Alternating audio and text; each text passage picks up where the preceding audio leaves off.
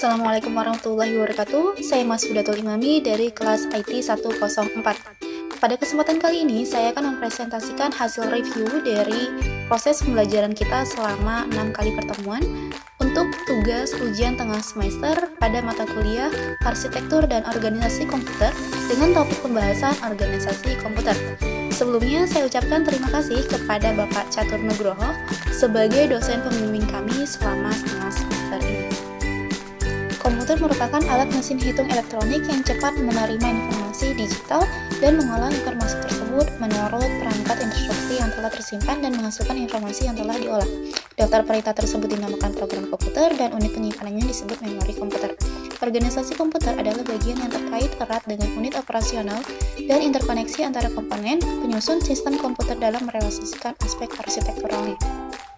Poin pembahasan kita kali ini ada 4, yaitu pengertian komputer, fungsi dan struktur arsitektur komputer, konsep dan definisi sistem bus, dan yang terakhir konsep dan definisi dari memori komputer. Pengertian komputer menurut Blismer adalah suatu alat elektronik yang mampu melakukan beberapa tugas seperti menerima dan memproses sesuai instruksi, menyimpan perintah hasil pengolahan, serta memberikan output dalam bentuk informasi. Evolusi komputer. Yang pertama ada abacus yang muncul sekitar 5.000 tahun lalu, dapat dianggap sebagai awal mula mesin komputasi. Lalu ada numerical wheel calculator, namanya adalah Blaise Pascal pada tahun 1642. Yang ketiga, komputer generasi 1 pada tahun 1941. Konrad Zuse membangun komputer Z3 untuk mendesain pesawat terbang dan peluru kendali.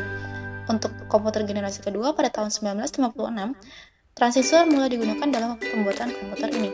Untuk komputer generasi ketiga pada tahun 1958, Jack Kilby mengembangkan IC atau Integrated Circuit, dan pada komputer generasi 4, fokus pengembangan adalah memasukkan banyak komponen dalam satu chip kecil. Pada saat ini, ukuran komputer semakin kecil dan harganya pun menurun. Fungsi komputer ada 4, yaitu pengolahan data, penyimpanan data, pemindahan data, dan kontrol.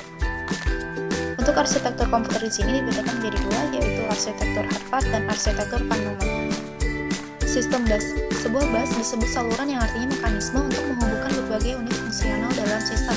Beberapa unit yang menghubungkan dan mentransfer data, misalnya prosesor yang membutuhkan data dari memori. Bus secara logis dibagi menjadi 3 saluran dengan fungsi yang berbeda. Yang pertama ada saluran kontrol, saluran alamat, dan saluran data.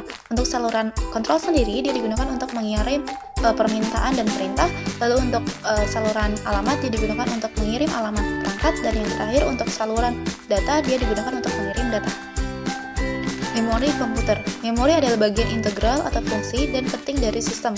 Sama seperti seseorang tidak dapat menjalankan instruksi tanpa prosesor, tidak mungkin menjalankan program tanpa memiliki memori untuk penyimpanan instruksi dan data.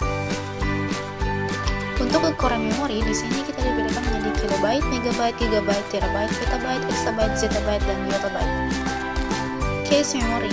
Memory cache merupakan sebuah sistem memori tambahan yang berfungsi untuk menyimpan data-data instruksi yang sering sistem gunakan.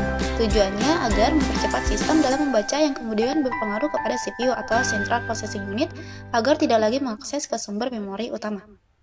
Penutupan. Komputer atau PC terdiri dari 3 bagian utama, yaitu bagian input, proses, dan output. Setiap bagian terdiri dari beberapa komponen yang saling mendukung. Setiap komponen pada PC mempunyai spesifikasi tertentu dan kegunaan atau fungsi khusus. Evolusi komputer telah ditandai dengan peningkatan kecepatan prosesor, pengurangan ukuran komponen, dan peningkatan kapasitas memori, serta peningkatan kapasitas dan kecepatan input-output. Alhamdulillahirrahmanirrahim, sekian presentasi dari saya, Mas Hudatul Imami. Terima kasih atas waktu dan perhatiannya. Kurang lebihnya mohon maaf. Ditunggu kritik dan sarannya yang membangun pastinya. Wassalamualaikum warahmatullahi wabarakatuh.